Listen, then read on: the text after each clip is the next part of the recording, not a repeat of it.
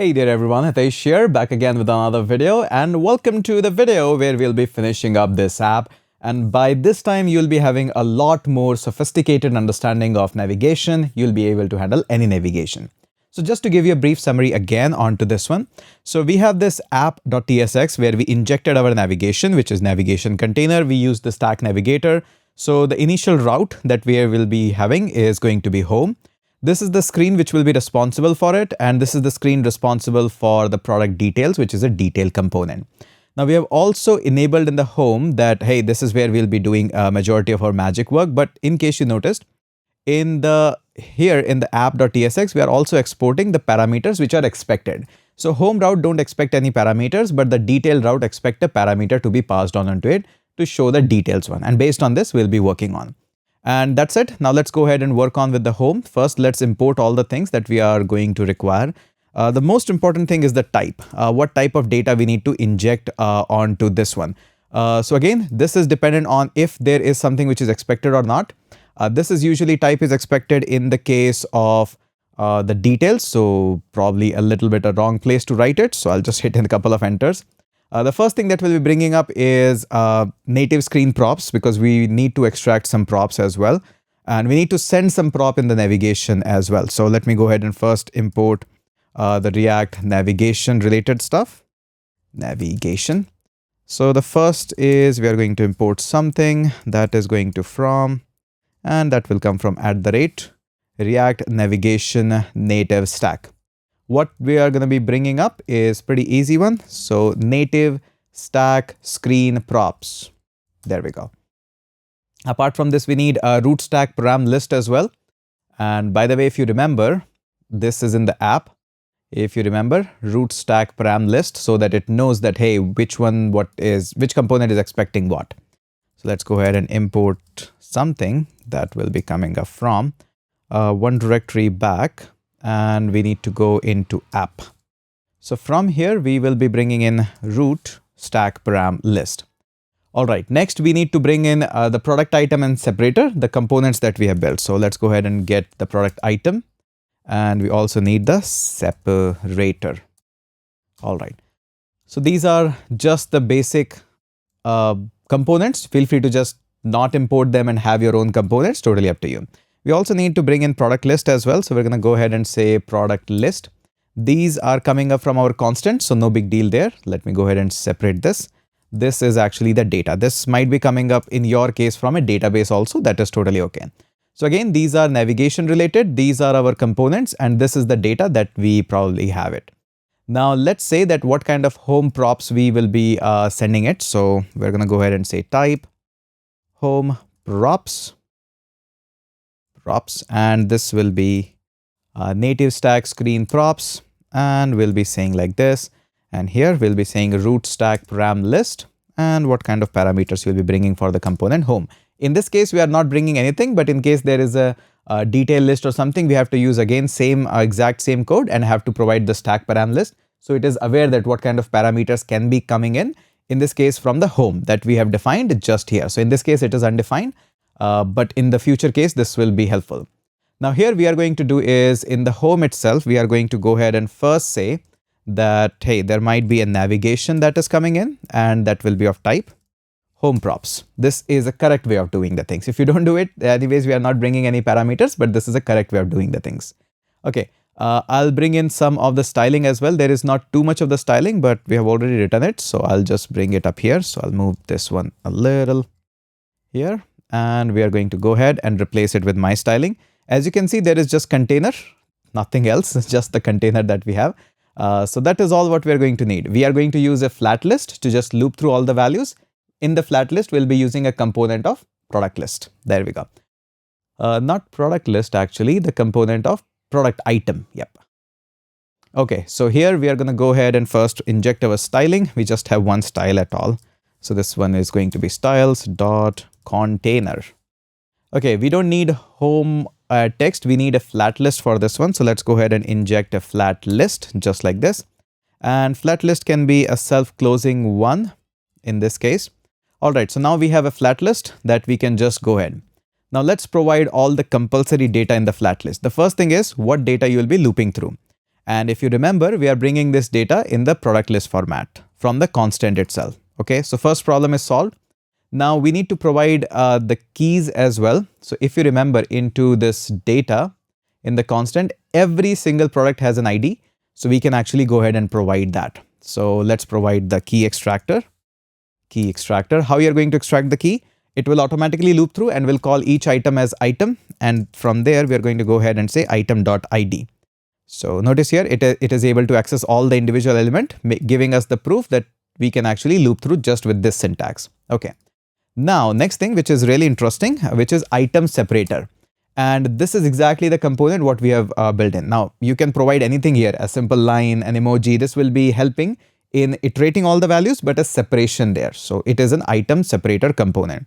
Since we have designed our own separator, that's why we are injecting it. But there are a lot of frameworks and libraries which provides you separators just like this. Now, the most important part is what you'll be rendering through. So the render item. Now, in case of render item, we'll just go ahead and provide it like this, and we'll be using these ones. Please don't use these ones, otherwise you have to return the value. In this case, we are just providing these ones. All right. So first and foremost, it is going to go ahead and destructure the item out of it. There are a couple of more things which you can have, but we'll just restructure the item. Now, on top of this, we just don't want the item like product item. We can absolutely have it, but we want that somebody should be able to click on it to take an action and move on to the next screen. And that is why we'll be using a pressable event there. So there we go, pressable. And I'll just make it a self-closing one. Now, this alone is good enough, but we don't want that. We want that what should happen on press. And apart from this, let's not call this one as self-closing was, because inside the pressable, we want to have our component. Okay, so let's go ahead and move this on to same line. And this is our pressable. Come on, pressable. All right, so inside the pressable, what do we have is our component, which is going to be product item. Product item also needs to have some of the value that it will be taking through. It is expecting those things. We're calling this as product, and we're also calling this one as item. All right. This is all doable, but we also need to take an action that what should happen when this pressable event happen. So in this pressable event, we're going to go ahead and say on press. All right. Again, on the on press, we are going to go and provide a callback just like this. There is no parameter we are taking in the on press event. We just need to run that. I need to run a certain piece of code. That is simply take this navigation, and when you are taking this navigation, navigate to a proper component. So go ahead and say navigate. And while navigating, where should I navigate to? You should navigate to details. And what should I take with me? Take these things with you. And this is going to be an object where we have this product. What do we call this product? Individual item. That's all. So very simple, very basic code. And just with this piece of code, we are able to actually create a simple home component. And as soon as somebody clicks on that home component, we'll be moving on to the detail screen. Now, detail screen is actually fairly simple, but we haven't spent that much of time on the detail screen, let me be honest. And let me first give you the styling part of it so that it's easier for you. And there we go. Now we are providing you some stylings onto this one, but the important part is that this view, once you understand that what is happening here, you can actually do all the things on your own as well. I'll show you the basic. I'll extract the name and image out of it. I'll display that. Rest of the thing, I'll just copy and paste from my notes. That is exactly same. If you can take the home or in the details from the home, if you can display image and name, you can display rest of the parameter. It's just a matter of time, and you can just simply say dot this and dot that and all of that. So it's pretty simple. So in the details, first and foremost is we need the navigation. So we need to bring in a couple of things. We want to this screen props. So I'm going to go ahead and we need this also. I'll copy all of this. This is React navigation stuff. We always need to get that. We already understood that part. So this is actually React navigation. All right. We don't need to get a constant list here, but we need to get the details prop. So this will be exactly that. Here we go. Type. Instead of home props, we're going to call this one as details prop. That's all. So there we go. We're going to call this one as details props. And this one is going to just go ahead and say that I'll extract the things from details. There we go. Now it will automatically refer to app.js and we'll see, okay, details is expecting a product that needs to be passed on. Okay, that is really basic. Now, the best way of handling this is that from the home, we are sending some things in the react.navigate. React.navigate. So it is better approach that here we actually extract them from the route itself. So go ahead and pass on a prop and call this one as route. This is all possible because of the stack navigator container that we have built in the app.js. Is it in the app.js? No, it's not. It's inside app.tsx. Yep, it is app.tsx. This is navigator container and stack navigator. This is the reason why I'm actually directly able to destructure it and call it route. But what details will come from the route? That we are going to mention it through the details props. There we go. Now there is nothing inside it. Let's go ahead and extract our products from it. So the easiest way of doing this, or the only way of doing it, is a route dot. As you can see, there are a lot of things: keys, name, params. Yes, the parameters actually come from here. Now let's go ahead and just extract it just like this. And we're going to go like this. So all we have to do is say product. And yes, this is 100% a repeatable code. This is exactly how you'll be navigating back and forth into the screens. Now, what we're going to do is, first, I'm going to go ahead and get a scroll view. I'll cut this out and I'm going to go ahead and say, hey, I need a scroll view just like this. And inside the scroll view, I have a style. That one is going to go ahead and say styles dot container. And once I'm inside this, then we can paste this view, what we extracted there. Let's just move it up here. We don't need to have a name like this. All we are going to do is just have an image. It can be a self-closing one. And there we go. Now in the image, most important thing is a source. And why is it not suggesting me that? Is there any issue? Cannot find image. Okay, you didn't brought in the image. Okay, I'll bring in the image. Okay, now can it suggest me source? Yep, now it's suggesting me the source. And again, the source is going to be URI. And from where you'll be bringing this URI? Absolutely, we have this product. And all the values that we want to extract, we can just go ahead and extract it just like this, name, image. Now it's a matter of time that you inject more of the styling onto it or not. That's totally up yours. So we are going to go ahead and style. That is going to go ahead and say styles dot, and we have image. Now similar to this, if you want to display the image or view or anything like that, we can go ahead and say this as well. In fact, this is so exactly common that we can actually go into one of our component product item, and rest of the things are exactly same. So we can actually bring in this view, and in fact all the stylings are also same. So we can just go up here and paste this all, and you'll notice this is exactly same. We're calling this product as well. So this is how you display the product name, the rating, the styling, all values are going to come up here. We have the discount pricing, all of that. Now, one thing that is a little bit more here is, let me show you this. I'll save this one first and go into my data and constant. If you remember, this is the tags that we are never displaying it. So tag is an array. So obviously, if you want to display it, that's also super basic and can be done. So I'll just go ahead and wrap this as a view. This is a row container. This is also a price container. And once these views are done, then probably here at this point, I can go ahead and display this directly. So I'll inject my JavaScript, and then inside this, I'll access product.tags. Again, this is an array, so I can go ahead and map this out.